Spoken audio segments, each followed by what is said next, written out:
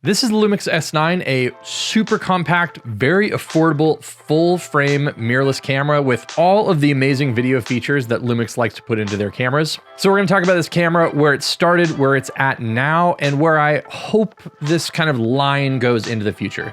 Now, this video isn't sponsored by Lumix. I was on the press trip when this camera initially launched, and I have actually asked them to send over the 18-40 as well as the new 40mm f2, mainly because I think these two lenses that they've more recently brought out are things that if these would have been available from the get-go, this camera probably would have had a better reception overall. But this video is definitely not sponsored by Lumix. They have no say in this video or anything like that. Now, I'm also in an interesting position because I do have the new Lumix L10 in for review as well. And there's a lot about the L10, I think, that obviously are things that I wish the S9 had. And if you look at them, they are really, really similar in terms of the body size and everything like that. But a couple of the biggest things that the L10 has that the S9 does not are much more photography-focused features. The first of which, obviously, is that it has an EVF. I am primarily a photographer. Despite the fact that I use this quite a bit, most of the time I'm using this is almost always for video. When I pull these cameras up to my face, I'm used to pulling them up to my face, not being at arm level.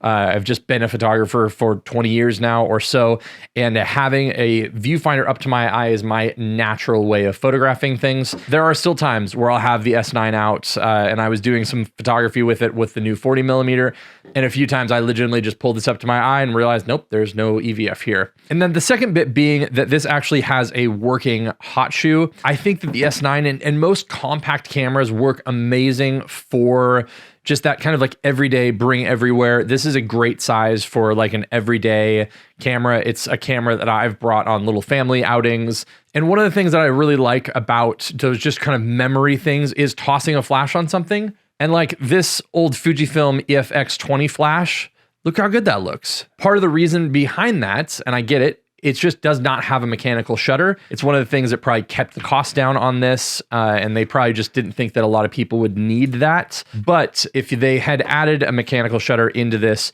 as well as a working hot shoe, I think I would have used this significantly more for photography, simply as a kind of like, you know, just like direct flash, nice little compact camera. It's just something that this camera does not have that thankfully the new Lumix L10 here does. And this video is definitely not going to be a comparison between the two. The L10 is definitely made more for like a semi-premium photographer's kind of like travel camera, everyday camera kind of thing.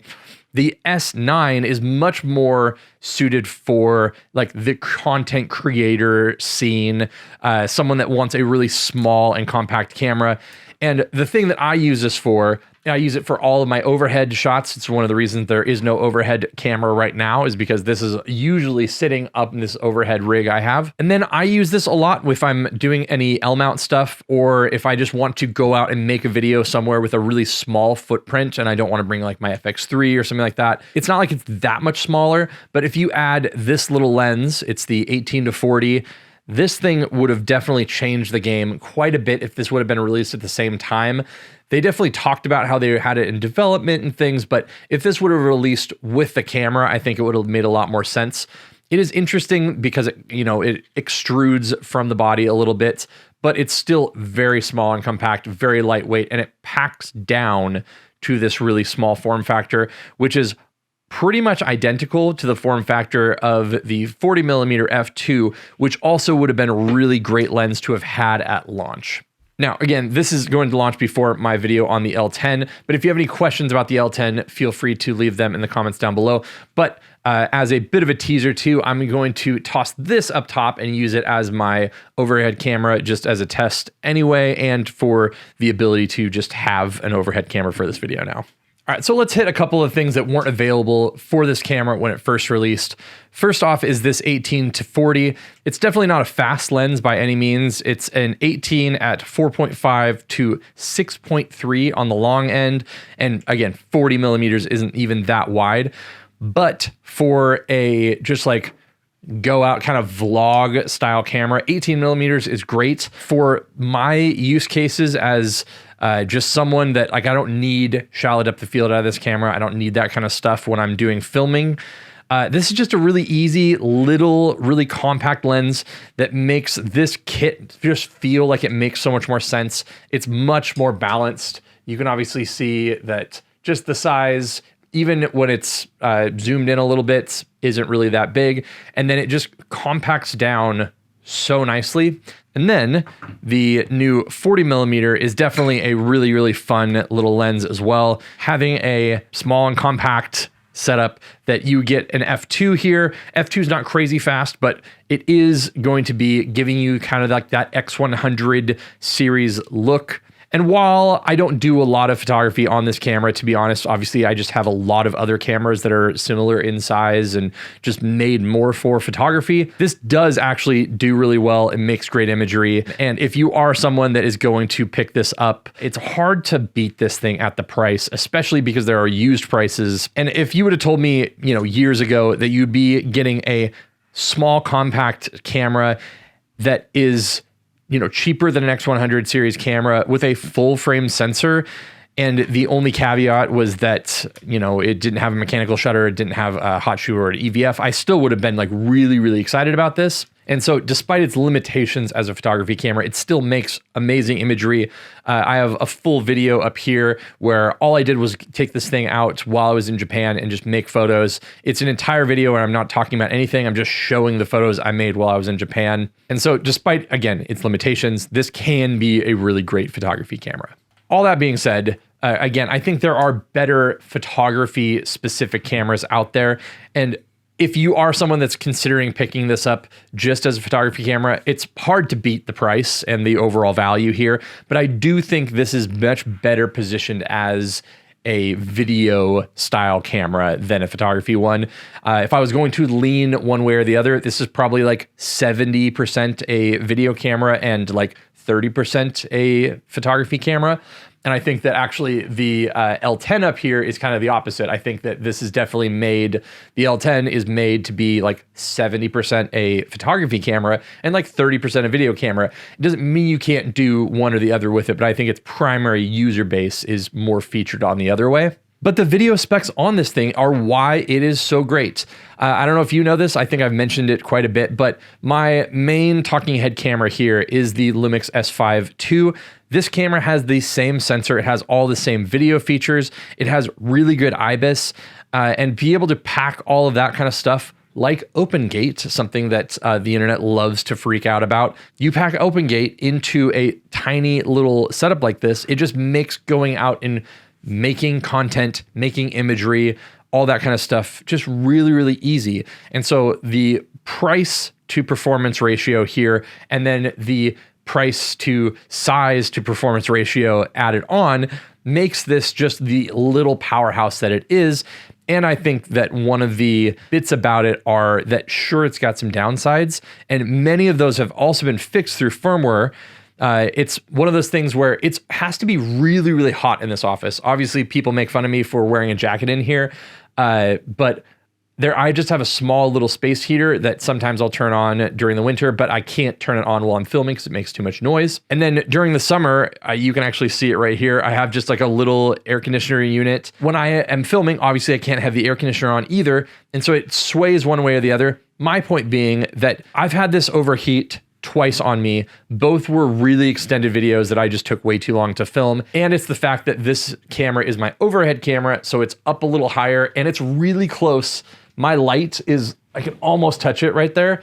And then the camera itself is right here. So it's only like 1.5 feet away from my main big key light, which compounds the amount of just heat that's coming off. So the hottest part in my whole office obviously is going to be the ceiling, but it's going to be as close to that light as possible because it's the thing in my office that's just bringing off or putting out the most heat. But I've used this as just like a, C cam or whatever for multiple wedding ceremonies. And even in like the peak of Seattle-ish summer, which can get hot, but it's been in like the 80s or so. I filmed full ceremonies and turned the camera off afterwards without it overheating. I wouldn't use this as like my main long form, I'm going to be out in the heat and expecting it to go for a long, long time. But one of the limitations of this originally was its kind of short runtime. And now this camera will just go until it overheats. Now, I know I mentioned a second ago just how small and light this is, but wanted to kind of show off both the 18 mil to show the width of it. So this is just me at arm length. Obviously you can see each way. And then just the bit you get here. The nice part is we got open gate, so we got a little bit more range here. This is a little transmitter, and then I have the thing on top. So the full kit is that big, right? Like, it's just nice to have like a full frame sensor, a bit of open gate. You can put whatever lenses on here you want. If you want to go out and have a really, really minimal little package, be able to pack an extra camera, whatever, you can use a tiny little microphone like this, one of these things on top, and your whole kit can be this small. So does this camera have some downsides? Sure. I would have loved an EVF. I would love to have a cold shoe. I would love to have mechanical shutter. But there are some of the things that this camera has fixed over its lifespan so far. It's eliminated a lot of the issues with overheating.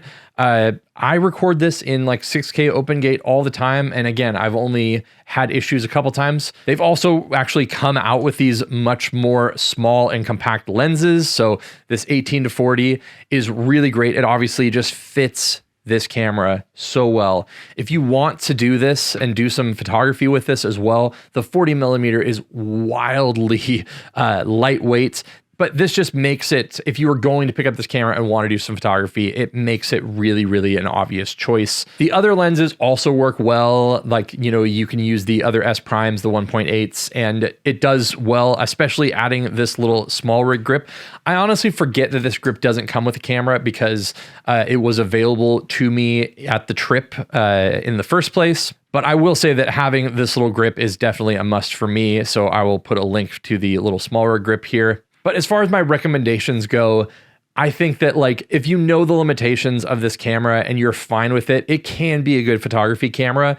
I think it's probably a little bit underrated as a photography tool. It adapts lenses really well. I made a full video just adapting like an M glass to this and just being a fun small camera for adapting lenses. But are there better dedicated photography tools out there? Of course. I think this thing just really sings and makes a ton of sense for a just great, small, compact video camera. If I was starting out and telling somebody, hey, you want like a dedicated video camera to make a YouTube channel, it's really hard to beat this thing for what it does. And bringing this out to go shoot something is just so much easier. It's smaller, more compact. 18-40 is a great focal range for something like this because you want something that's wide enough to, you know, be able to handhold or be really close to the camera and do vlogs of sorts.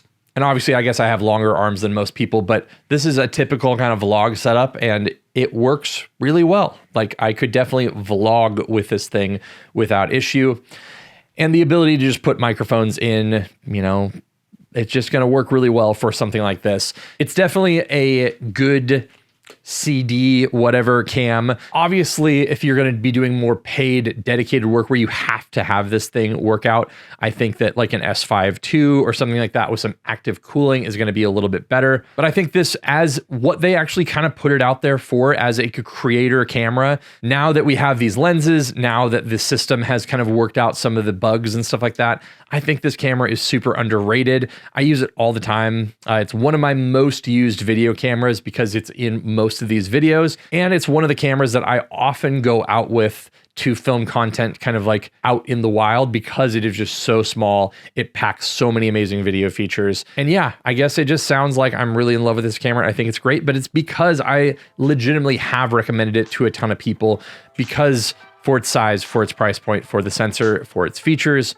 it's just an amazing camera. So obviously, if you're interested in any of this stuff, I'll put links in the description down below. You can check out my video just doing straight photos on this camera right here. Check out my initial video from Japan on this camera right here, and I will see you in one of those.